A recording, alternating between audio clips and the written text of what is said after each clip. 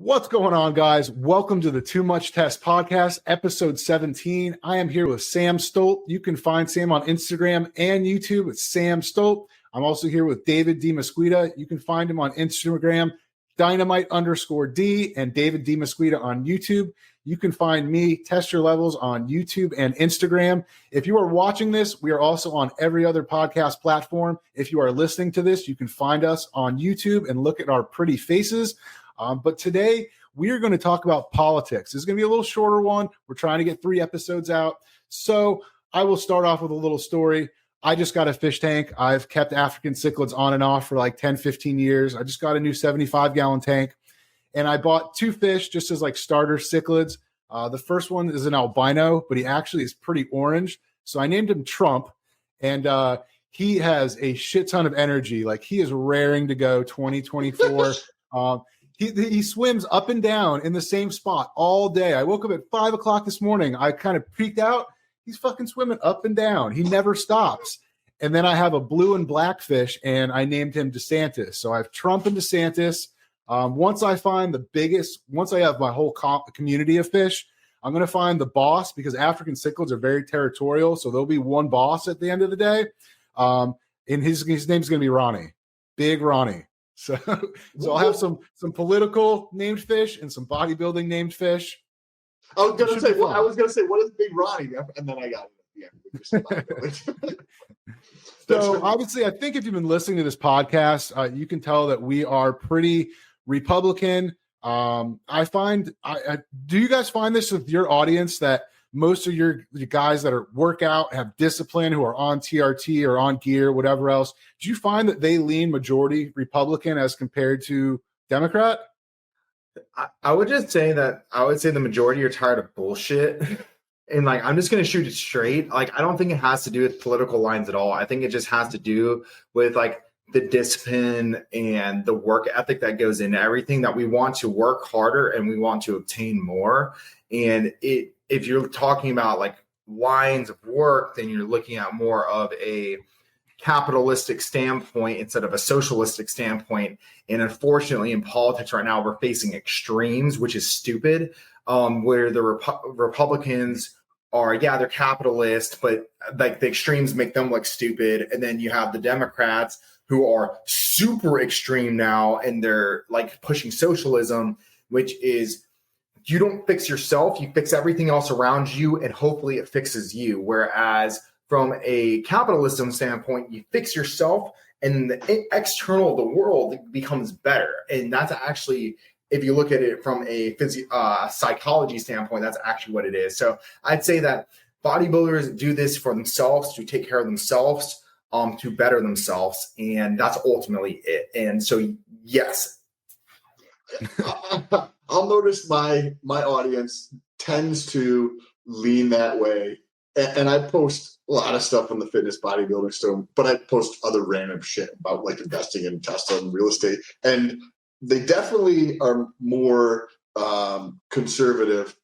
And like what David was mentioning, I don't know if it's the Republican or Democrat as much as like dumbasses versus like people who use their brain. Like there's a giant like swath of the population that just, and I get DMs every once in a while when I post more of the political stuff, which is completely fine with me. But every once in a while you get one DM and the person's like, I don't have an example to show you, but like, oh yeah, everybody should be forced to take like a mandatory experimental drug, like, and that they literally believe that's an intelligent idea, and I don't even like, you just don't know what to say to those people. Like, and I don't argue with people online about politics.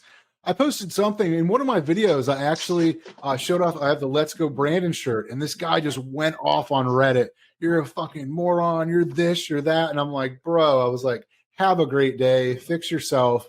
But you know what's interesting is that I'm not a Trump fanboy. Like, I don't like the way that he talks and I don't like that he comments on shit about the NFL. I don't like that he's on Twitter. I think if he talked the way that Ron DeSantis talked, you know, with respect, very professional, I mean, Obama was a fantastic speaker. I mean, Biden can barely talk, but I'm not like a hardcore extreme right, Republican. I lean more business wise and tax wise toward Republican, a little more fiscal responsibility. But as far as being homosexual, LGBTQ, I don't care what you do. As long as you're happy and you're not interfering with my life, that's fantastic. I just want you to be happy. Like abortion, I'm not very religious, so it doesn't bother me. I don't see it. So there's things on both sides that I like, but at the same time, I can't vote with the Democrats. I just can't do it because the shit that so. Even though Trump was extremely, he's Trump, you know who he is. Outside of that, the stuff that he wanted to do made sense to me. Okay, there's lots of fucking bad shit coming into our country from Mexico. There's lots of people coming to Mexico and eating up our tax dollars. There's gangs that come through there. If someone wanted to do a terrorist attack, where are they going to bring something into the country? Through Mexico. So, okay, let's put up a fucking wall. Yeah, that makes sense to me. Let's stop sending money to fucking fund gender studies in Pakistan. I just saw something. Some government organization in the U.S. is spending $11.3 million to try to tell Vietnamese people not to burn trash. Rand Paul put that out. He puts out like Waste Report Wednesdays, and he put that out yesterday. I mean, it's $11.3 million that could be put into making this country better. And Republicans do the same shit. They fucking send money to their buddies in other countries, so we have IOUs. But we're borrowing money and then giving it to other countries. And I've said that before. That's like me taking out a loan on my credit card for 25% interest and giving it to my neighbor. Makes no fucking sense. The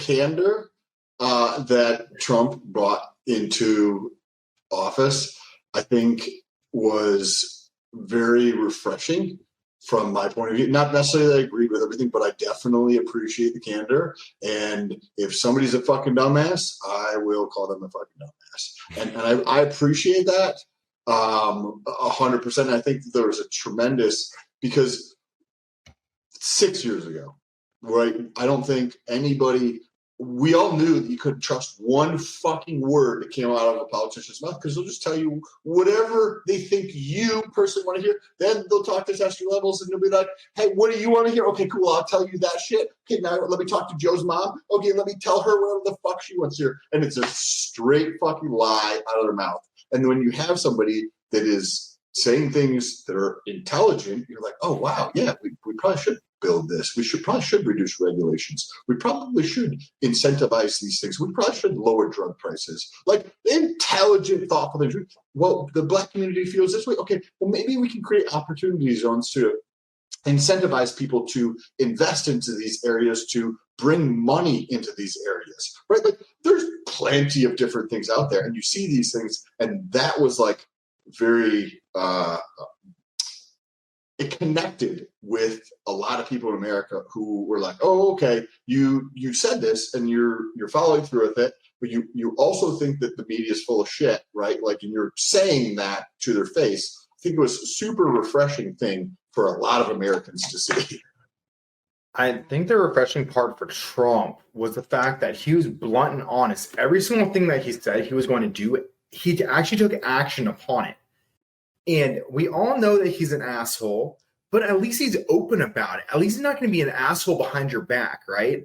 Like, and honestly, he's probably not even an asshole, to be honest. It's just like the way that he says it and he means it and he's direct. And people do not like direct. People want you to go around the bush to make sure you're not hurting feelings anymore instead of just shooting it straight. Like, shoot it to me straight. You're not going to hurt my feelings.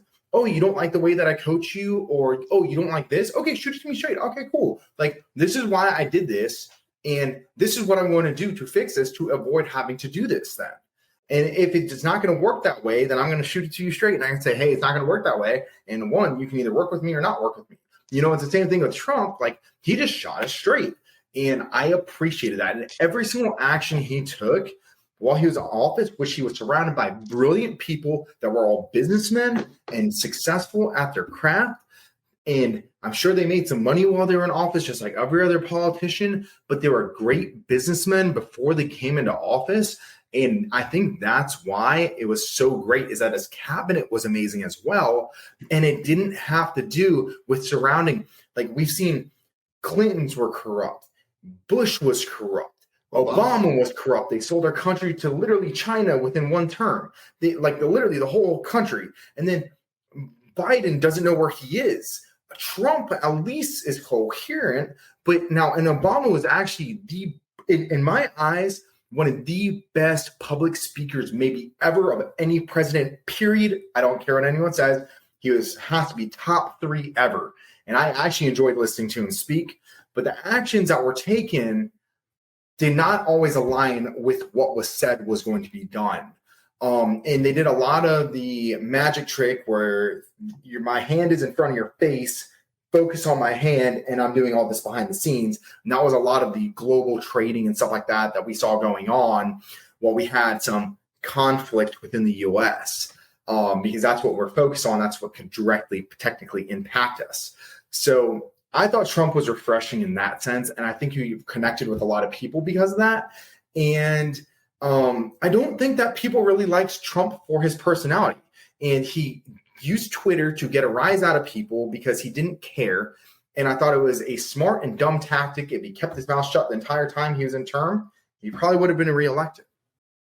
Well, not with the fraud that took place, but if there wasn't any fraud, if there was no fraud, he would definitely been reelected. But like there was clearly a shitload of fraud and like shit that's connected to the internet and all that. But on that topic, so I appreciate that, and I appreciate the way that he does communicate, even if it's like calling somebody a fat slob. Like it doesn't matter to me. I couldn't care less if you call me a fat slob, right? So I appreciate that because that's how a lot of people actually live life. But I've read 2 of his books in the last 2.5, 3 months. And the same communication comes through in the books, but also in terms of you had mentioned making money. And we know that the $400,000 salary that a president would make in the United States was donated, right? And he donated his salary. And the same thing in one of the books, The Art of the Deal was the first one that I got. He did the Warman's Rink in New York City, which is a project that New York City took on. It took, 3 to 4, 5 times longer than they said it was going to take, cost about 10 times as much as they said it was going to take, and it still wasn't finished. He just was like, hey, I'll do this for free for you guys, for the city, right?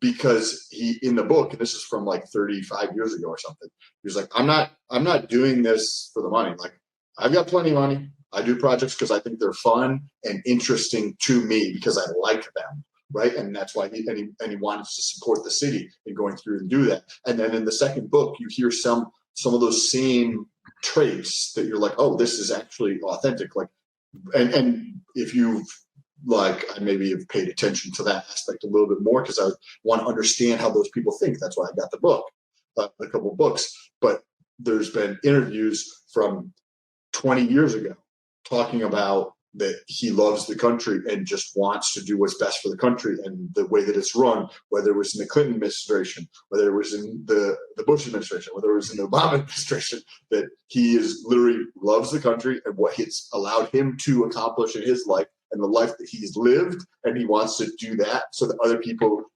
can live how they want to live, kind of thing. And I don't know. I thought it was interesting to see that same perspective in the books. I read the book, and I think it was he could see that ice skating rink from his office, and it pissed him off that it was taking so long to get done. So he's just like, "Fuck it, I'll do it. I'm tired of looking at it. It's an eyesore. Let it be done so that people can enjoy it." But I want to kind of segue away from Trump because we're not all Trump fanboys. But we were just discussing. What's interesting to me since this whole coronavirus has happened, and right there we're demonetized, and this is probably get pulled down. But the media, I mean, I know that the media is bullshit. I know that they fucking, they are owned or they're influenced, but I mean, this past 2 years have like really shown like Joe Biden could be like, or Trump could say, this is white right here. This wall is white. And they're like, oh, Trump says that this wall is racist. And I'm like, what the fuck? Like you can do shit that hard.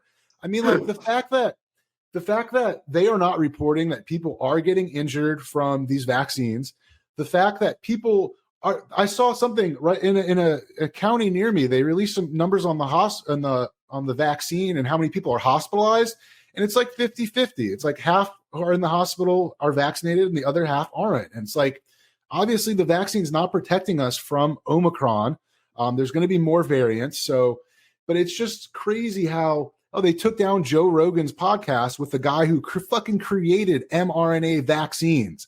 Like, he's not some quack that's just saying, as soon as you inject this stuff, it starts changing your DNA and there's microchips in it. Like, he fucking invented it.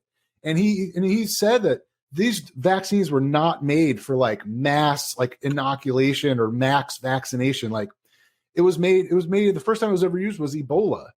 But I mean, the next thing, Dana White, another person who I think is a little more well-spoken than Trump, but he's the same in your face. I don't give a fuck. Some guy asked him just recently because he had COVID. He talked to Joe Rogan. He took ivermectin. I think he took ivermectin and the monoclonal antibodies, I believe is what he took.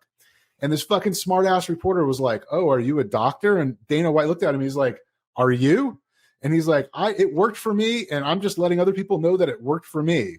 But the fact that, I don't know, people are like looked at as ivermectin won a fucking Nobel Prize for fucking its effectiveness. But now that we have fucking the government paying for vaccines, and they're like, vaccine's free. No, I'm paying for the fucking vaccine. I don't even want it. So it's crazy how like YouTube, Google, Facebook, Twitter, like all this stuff is, they just do what the government wants. And who is the government right now? Because I don't know. I feel like China is playing like 3D chess, and our politicians are just like, I don't know. Our politicians like, I can't go more of that. Yeah. Like, that's exactly what they're doing. Like, China don't give a fuck. China, they are ruthless, and there's no rules. Like, we have rules. Like, we try not to drop bombs when there will be like children dead, but China, they don't. Like, we have certain rules for war. Like, we can't shoot at people until they shoot at us. Like, what the fuck is that? But you get in war with China, they'll fucking shoot your ass. They don't give a fuck. So, question for you guys. Okay, so right now we're at a very interesting point in history. Where do you see, from a macro standpoint, not necessarily the country, but maybe it's the country, but where do you see us moving forward over the near to midterm, like 2 to 3, 4, 5 years?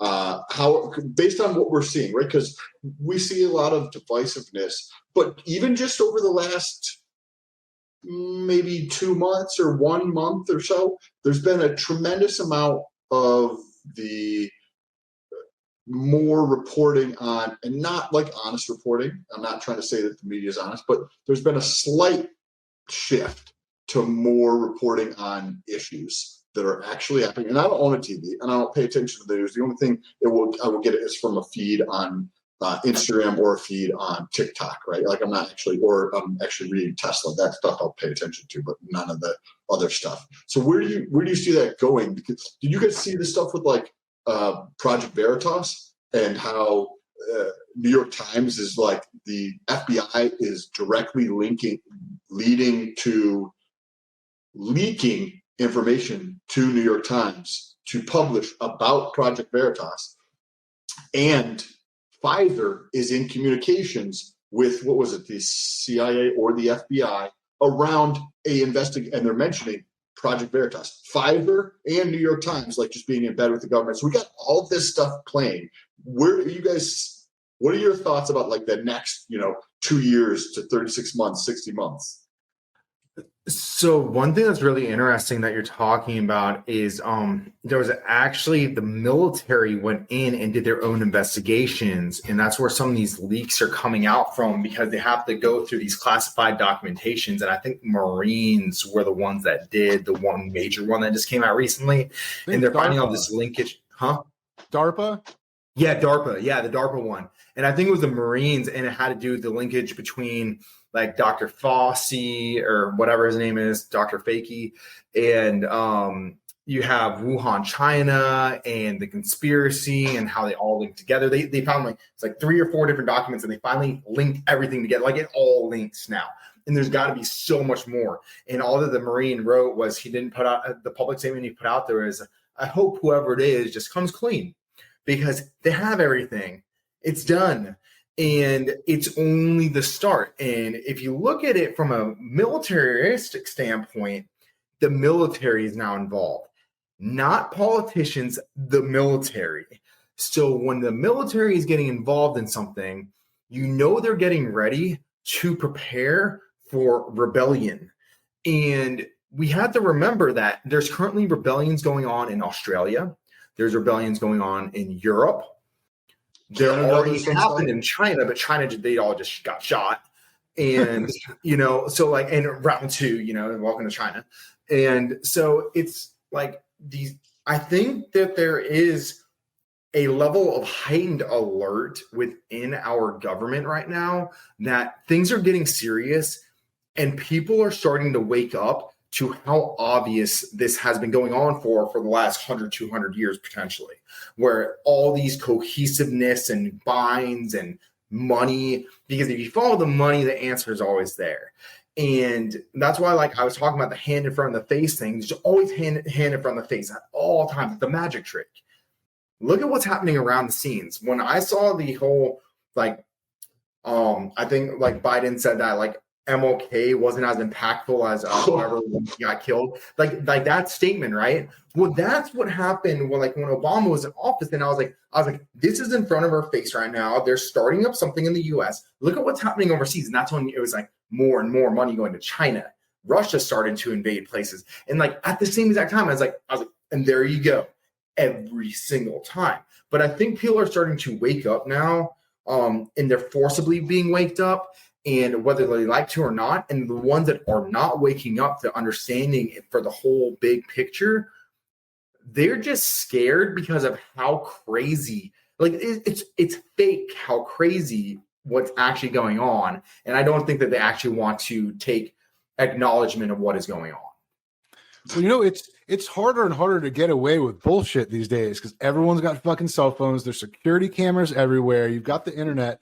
Just for a quick example, dude, when BLM comes, when did BLM pop up? Right before the fucking election. Someone was telling me dude, wait, in 4 more years, BLM will be back. And then you see there's a known FBI agent at the White House or the Capitol building on January 6th telling people to get in the building. And the FBI fucked up and they put his picture out with all these wanted people. The next day they put out a revised one. He's not on it. And people are not that stupid, or, people are, it's just crazy. I think they're just having a hard time. They're fucking up and it's just becoming blatantly obvious. And I think everyone on the hardcore right side, people that watch guys like Salty Cracker and what's his name, Crowder and anyone else, these people, we already know this is all bullshit. It's all about the money. It's bullshit. But I think lots more people in the middle are like,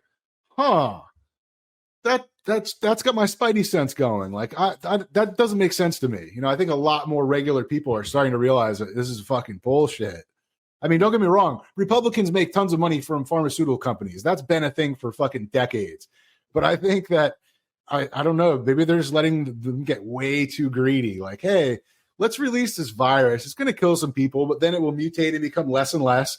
But think about the fucking vaccines. We get 3 for every person. Then we release a pill. Globally, 8 billion people. Yeah. So, all right. So the government's going to cover all that stuff. They're going to cover the vaccines. So you got me on the back end, right? You got my kid is going to get a scholarship. You're going to give him a job at an executive branch. Anyway, I'll let someone else talk. Wait. So I want to add on to this. So when they start making money off the vaccine, because they're like, oh my gosh, we got almost as many people as we can to sign up for the vaccine, to pay for the vaccine. We made our money. How do we make more money? Well, guess what happens?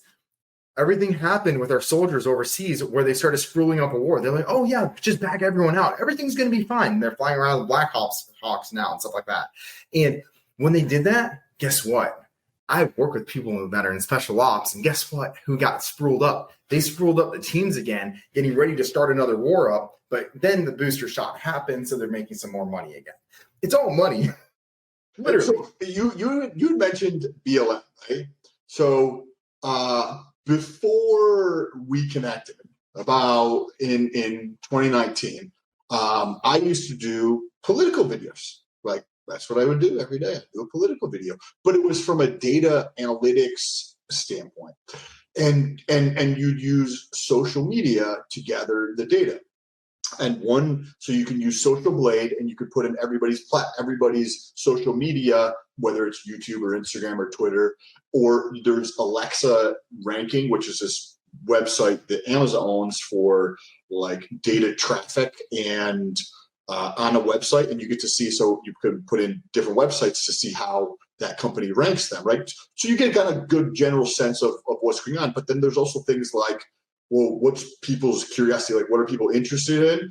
And it's Google Trends. Google Trends is Google is the largest search engine in the world. And then YouTube is the second largest search engine in the world. And they track that. So you can put in a term, and then you can actually search to see like the volume of that over some period of time. So if you do that for BLM, you know when BLM shows up? At election years. And the other time it showed up, it was in 2016. Like last time BLM, you see a spike in search for BLM, whether it's on Google or on YouTube, that the media brings it out. There's probably a lot of links in there, right? We know that some funding behind BLM came from Soros, right? That's already been documented. And it comes out, and we know to some degree, what his agenda is. It's all about him, and he thinks of himself as I have one of his books that I read just because I want to understand how Soros thinks, right? From probably 40, 50 years ago. And he thinks of himself as a god, right? Like that he is able to do things that are just like you piss on people, like you can't comprehend the level of like brilliance that's going on there. And he's behind that piece, and there's spikes in search volume, meaning that it's the interest of people who are searching in the United States for BLM and for on Google and on YouTube, the two largest search engines at the 2016 and then 2020 again. Just so happens to happen on election years. So funny how it works. You know what happens every 4 years? What? Take a guess. Besides just BLM. Take a wild guess. We're dealing with it right now. Whether it is a virus, but in a general sense, some type of adversity. Yes. So yes, it's a virus or disease or something, or some fear mongering that happens. Distraction. Correct. Because you have to create, like you said. David he calls it like the hand in front of face, like a magic trick. I call it fucking lying. But you have to lie to people to get them to believe different things to create divisiveness. And then it's easier to control people. And then you create that divisiveness, which is the polarization, which one of you guys mentioned at the very beginning that like Republicans and Democrats, right? Like you have whack jobs on both sides. Completely agree, right? But it's the polarization of country. So if you can push some virus or some fucking Ebola or H1N1 or some drama somewhere else, like some humanitarian, whatever the thing is, you can push it and create some type of catastrophe, then you can divide people.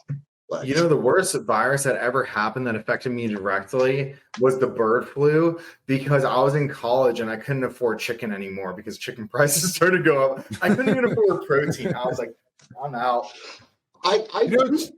We need a third party, like a real legitimate third. We'll never get it, but like our system's set up, it's fucking stupid. So me and Sam disagree, right? I say it's blue. Sam says it's red.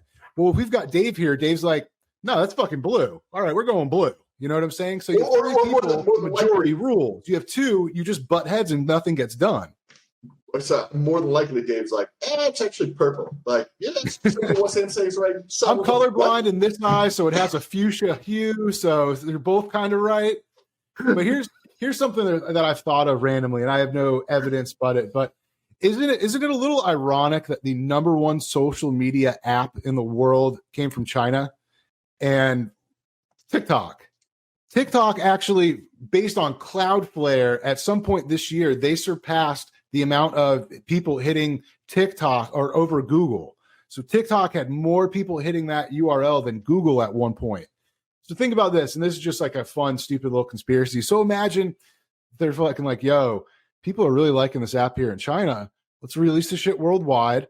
We'll pump whatever, any amount of government money to get as many people using this as possible. We'll have tons of tracking shit in it.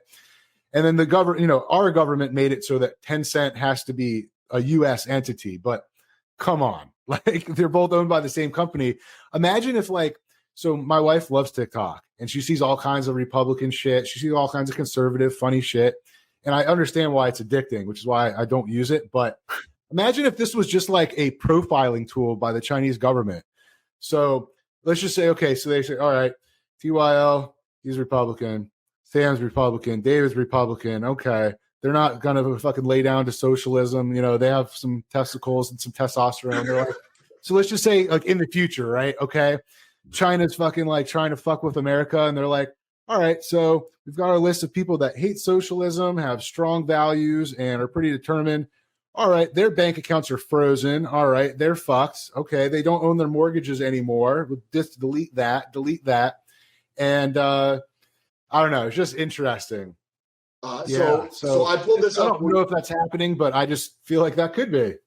I pulled this up because this is what I found also back in the day when I don't know if you guys could see this, but anybody who's listening, this is the Google Trends. This is the search volume for YouTube going back to 2017 worldwide for TikTok, Facebook, and Instagram, right? And you get to see in 2017, because it used to be called Musical.ly, and then Musical.ly was purchased by TikTok, right, by ByteDance.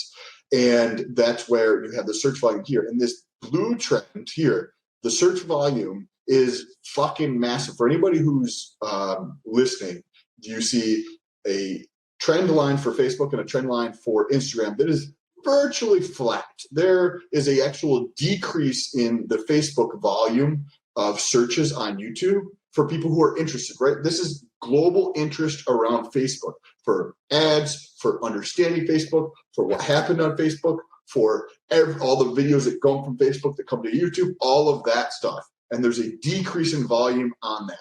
But TikTok explodes past Instagram search volume and Facebook search volume to just give an idea of the magnitude of like what's happening right now. Like TikTok is super interesting, like what they're doing, but also what you were saying by the Chinese ties, because you can change ownership and still have control somewhere else.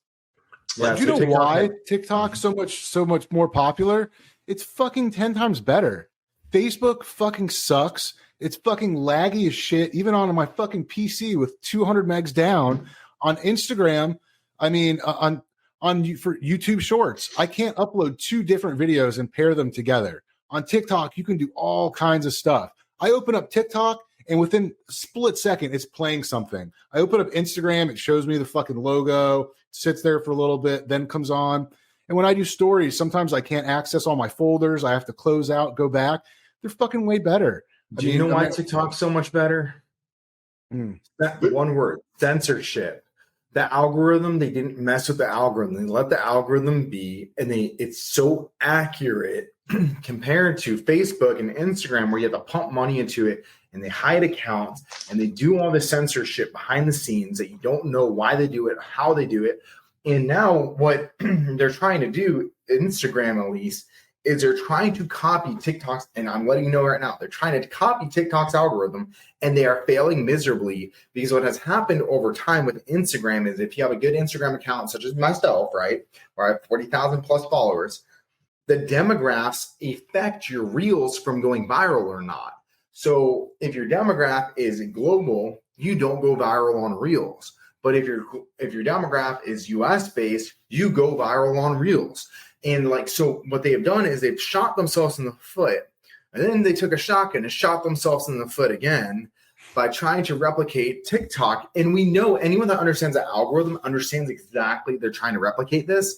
And TikTok, they didn't get greedy. Like they started paying influencers, Instagram never did it because they're greedy. They want money from influencers, and they're finally paying out. Now, Instagram is paying more for Reels than TikTok now. They actually inverted that because they're trying to suck people in away from TikTok, but it's too late. I mean, the ball is rolling, and it's done in my eyes. YouTube, I still think be good because it's not censored like Instagram and TikTok or Facebook is. TikTok is not censored. Well, TikTok, you get censorship from the sense that you have little kids on there, and you get banned really easily.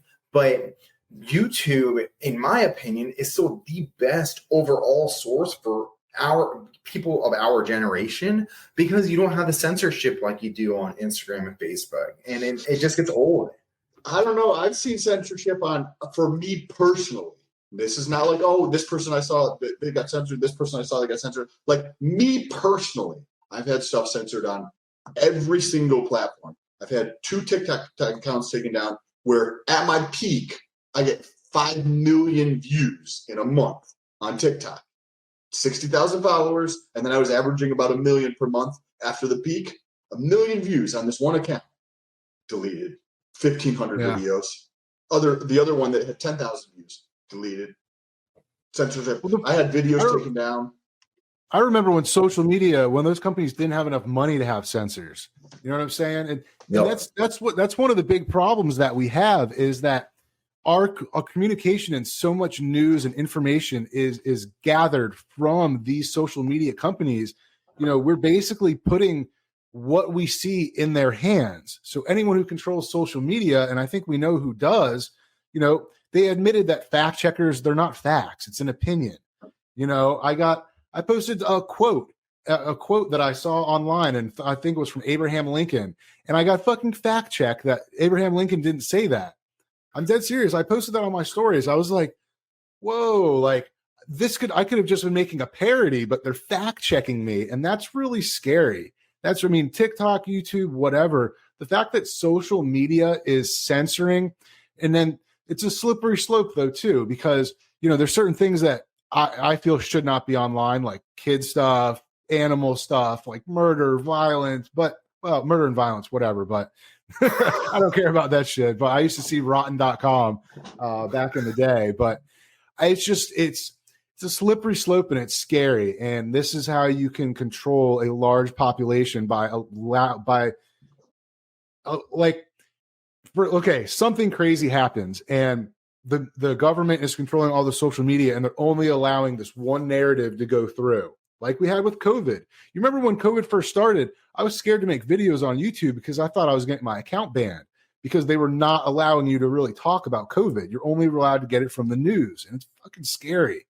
This is like mental manipulation on a massive scale, and these companies have data on how this all works, what goes viral, what doesn't. It's scary. To put it into perspective, I completely agree, because just the other day, when Biden or whatever is like, oh, you guys should start censoring shit effectively, was what he was saying. I don't know if you guys saw that clip where he was saying, hey, the social media platforms, what you have on there, you guys got to start taking care of misinformation. Like this just happened a couple of days ago. But to put it into perspective, if we take a look back 20 years ago, maybe 30 years ago, there was, 7 fucking white dudes who controlled the source and flow of information. And that has changed. Yes, there's issues with the current environment 100% in the flow of information and censorship. But 25 years ago, we as a collective were far less consciously aware that was happening, and the consciousness has been raised to a new level. And you can't drop consciousness once you have it. Like it's not like you can chop your head off and then it goes away. But like there's a rise in the collective consciousness of censorship versus like the 7 white dudes who controlled everything in the past and the flow of information and who got the information, where that has drastically increased today. But I wouldn't be surprised if some type of blockchain communication platform opens up. And I know like with David's background in around tech, maybe he has an opinion on that, or Tetra levels, you're deeper into that arena than I am. But I wouldn't be surprised if some type of blockchain open, like free platform to communicate, where the bad players, it's a blockchain, right? So you get to see what the fuck happens on there, right? And stuff can be exposed, but also nothing can be changed or manipulated in that sense. There's a couple platforms. I mean, there's Rumble. I was actually watching Salty Cracker on Rumble, and if you haven't seen him, he's fucking nuts. He goes off on people. He doesn't care. His videos never monetized. He calls Pelosi Piss Pants Pelosi. I mean, anyway. But there's like Rumble. There's Odyssey, which is run on the library blockchain. You can actually find my videos on there. The library is the back end, but Odyssey is the front end.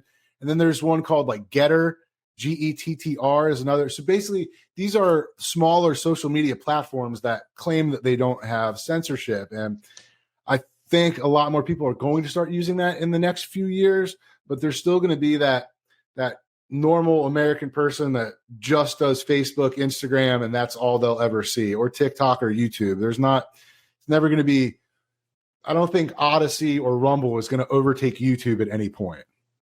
Yeah, I don't know enough about those, but YouTube is a gigantic behemoth. By the way, speaking of YouTube, real quick here, and then I know we're going to be running shortly. Have you guys been posting Instagram Shorts by any chance? I have had 500 followers, up from 460 followers. I'm over 820 now within a 3-week period of time. So over doubled. And mainly from Shorts, right? It's actually like I think a 50-50 split, but now I will say my views though have gone from 1.8 thousand to 198,000, and that's Shorts. Yes, and that's where, so like the vast majority of that is coming from YouTube Shorts, because it's not like oversaturated yet, and there's a tremendous amount. Testosterone, have you started doing Shorts yet? I've done 4 shorts. All collectively have gotten less than 1,000 views. And yeah, I put them on TikTok as well and Instagram. A couple of them got like 500 views on TikTok, and then I had one that just hit 9,500 randomly. So I'm not feeling the love from YouTube on the shorts. I mean, I don't know. I'm going to keep trying them. I was actually planning on making like a funny one about like being the office gun guy, but I bought a fish tank, and then I refinished it and was cleaning it up and doing all that. So I was like, "Fuck shorts! I'm not." What were you saying? Do a short on the fish. Yes. Who cares? Literally do a short on everything. You can be taking a dump on the toilet, and you take a video of your feet on the ground and be like, I probably won't be able to feel my legs after I'm done sanding. You know, like literally something as simple as that, and you might get 100,000 views. It makes no sense. In YouTube, it's like a perpetuated thing. So my first few, and Sam, I know you're going to talk to this too. My first few shorts, it was like 1 to 2 views, maybe 4 views. Like it's not even like worth the time. And then all of a sudden it was just like 1,000 views, 1,000 views, 1,000 views, 1,000 views. After like 24 to 48 hours, they start to pick up in the algorithm. It's not instantaneous. It's not like Instagram or TikTok where it has to pick up off the rip. It hits the algorithm way delayed, and I have no clue why, but it does. And massive volume. Any stupid shit if you're doing the fish tank thing, do a video on that. It's just related. It doesn't have to be related to your content, because you're going to also draw in people who are like, oh, fish is cool. That's interesting to me, right? But the other people are just not going to pay attention to it. But some of those people who watch the fish shit are going to think, oh, this is super cool. I'm learning about all this other stuff, right? And it's like over the last 90 days, I've had 250,000 views. And like most of those, probably 230,000 of them are from shorts, just by doing quantity. I feel like I'm being peer pressured into shorts, and I don't like being peer pressured. You are. I have high testosterone levels, and I don't like this nonsense. But I think we were only planning on going for like 25 minutes. I think we're probably at like 45 right now. I'm sure Sam has to pee. I'm sure David probably has to pin some EQ. Oh no, that was in the other episode. I forgot about that. No. I actually have to pin EQ. I forgot to do it earlier. So you're right. That was in the first episode. Okay. All right. Well, guys, I think we're going to wrap this up. Go check it out. We have links down in the description for all of our social media, all the other stuff that we're here. Check out Sam Stolt on Instagram, YouTube. David Demesquita on YouTube, Dynamite_D. You need to switch that, but he's on Instagram. You can find me, Test Your Levels, Instagram and YouTube. But I hope you guys found this fun. If you did like this political one, I sure have fun talking about this shit. So if you enjoyed it, leave us a like, subscribe to the YouTube channel. Let us know you like this video. We'll do more. All right, guys. Have a good one. You guys are awesome, and we'll see you on the next one on the Too Much Test podcast.